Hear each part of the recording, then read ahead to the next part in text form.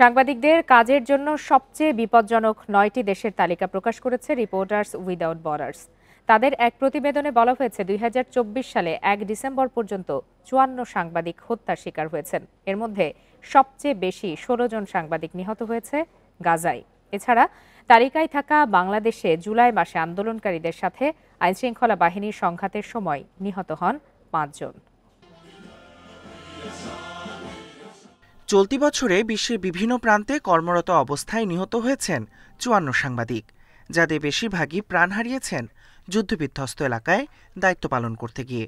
আর এসব দেশের তালিকায় রয়েছে ফিলিস্তিন, ইউক্রেন, মিয়ানমার, সুদান এবং ইরাক। রিপোর্টার্স উইদাউট বর্ডার্সের এক প্রতিবেদন রাউন্ড আপ 2024 এর প্রতিবেদনে উঠে এসেছে এসব তথ্য। সাংবাদিকদের জন্য সবচেয়ে বিপজ্জনক ৯টি দেশের মধ্যে শীর্ষে যুদ্ধবিধ্বস্ত গাজা। সেখানেই এক বছরই নিহত ১৬ সাংবাদিক। এছাড়া শীর্ষ ৩-এর মধ্যে গাজার পরের অবস্থানে থাকা পাকিস্তানে নিহত হয়েছেন ৭ জন এবং তৃতীয় অবস্থানে থাকা বাংলাদেশে নিহত হয়েছেন ৫ জন সাংবাদিক। ২০২৪-এ কোটাবিরোধী আন্দোলনকারী ও আইনশৃঙ্খলা বাহিনীর সংঘাতে তারা মারা যান।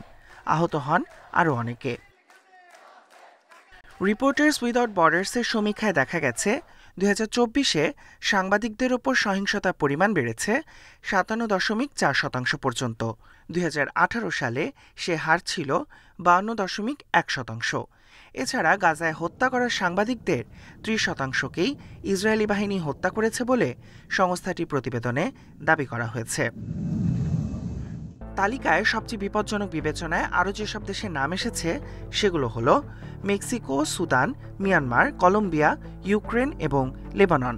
সাংবাদিকদের হত্যা এবং অপহরণের ঘটনার বিচার না হওয়াকেও আন্তর্জাতিক আইনের লঙ্ঘন হিসেবে দেখছে রিপোর্টার্স উইদাউট বর্ডার্স। হত্যা ছাড়াও সারা বিশ্বে জিম্মি অবস্থায় আছেন ৫৫ জন সাংবাদিক, নিখোঁজ ৩৪ দেশের ১০০ জন সাংবাদিক, আর কারাবন্দী আছেন ৫৫০ জনেরও বেশি। সাংবাদিক গ্রেপ্তারে শীর্ষে থাকা চীনের কারাগারে আছেন ১২৪ জন সাংবাদিক।